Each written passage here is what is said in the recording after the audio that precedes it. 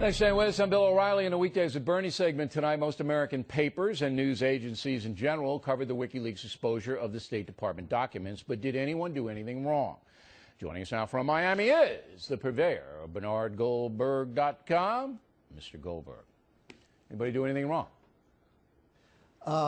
Let me answer that in parts. I don't blame the New York Times for running the story, and my right-wing friends don't get crazy when I say that. This story was going to get out one way or another because WikiLeaks gave it to other newspapers in Europe, and it's on their website, so it was going to get around the world in no time flat anyway, whether the Times ran it or not. So my gripe is not with the New York Times for running it. My gripe is about hypocrisy. 1 year ago this month, you remember, Bill, those confidential emails about climate global warming were leaked in England.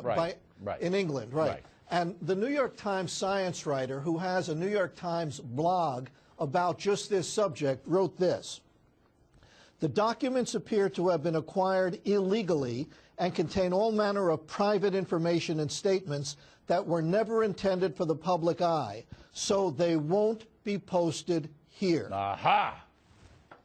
All right. So we have a great concern for privacy and confidentiality when the global warming community becomes suspect, but when it's United States secrets, they have a different level of concern. Couldn't an argument be made that the level of importance is greater in the State Department document thing? And to be fair, the New York Post, a conservative newspaper, also put it on the front page, and most other newspapers dealt with it as well. So I'm not singling out the New York Times here, but what you say is absolutely true. There is selective journalistic outrage. You know. And you make a good point that yes, the level of importance between ClimateGate and U.S. State Department secrets is different. I grant you that. But how about this? Once these leaks got out and nothing was done immediately about it, they're not trying to find Mr. Assange, for instance. I shouldn't say they're not trying to find him. They haven't found him. This blows up the entire concept of confidentiality, and therefore anything is fair game, including the New York Times. Now, whether the New York Times is the most important news organization in America or just close to it, it's a very important news organization. And therefore, I'm calling on all the principal journalists at the New York Times to send to either you, Bill, or to me all the confidential emails and memos that they can get their hands on that were sent out by Bill Keller, the executive producer of the paper, who okayed the publication of these secrets, and send them to us, not because we have a constitutional right to broadcast them, but because it would be good for America. More information is better than less information. That's what the New York Times is always telling us. So all you principal journalists there, send us the confidential memos. Maybe they embarrass some people. What's a little embarrassment? Send it to us and we'll put it on the air. Okay. So right now across the landscape, you don't see any journalistic operations doing anything wrong in this WikiLeaks thing. The stuff was... No, I just think it's complicated because it does America no good. There's no question about that.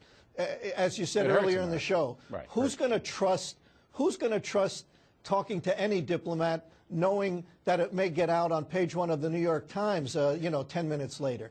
But as long as it's going to get out there anyway on the WikiLeaks site or on in other newspapers that would be put on the web, I don't fault the New York Times for running it. Now, Brit Hume and I debated the president's reaction to this, and I believe I'm one of the few journalists in the country that is criticizing him. I think he should take a much stronger stand about it.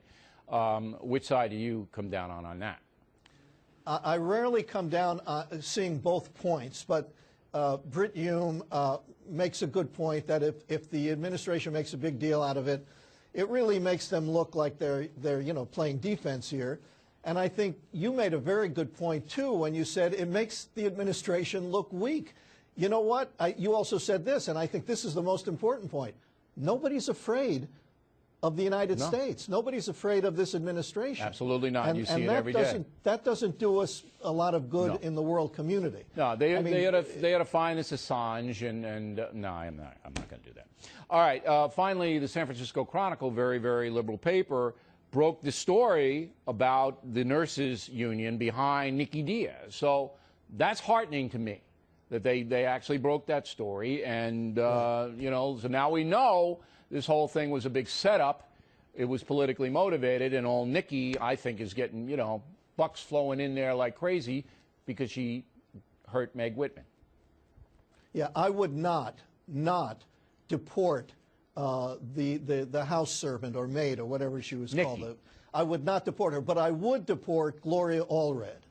I think where would we you could all send? get behind that one. Where would you send Miss Allred? How about maybe Iran? How about that? Ooh. I don't know. You know. Ooh. I don't know if she'd be comfortable with it. I don't think the Iranians would be comfortable with that. I don't know. We'll see. Bernie Goldberg said it, not O'Reilly. Let's write that down. Goldberg said that, not O'Reilly, everyone. Thank you. Reality check on deck tonight.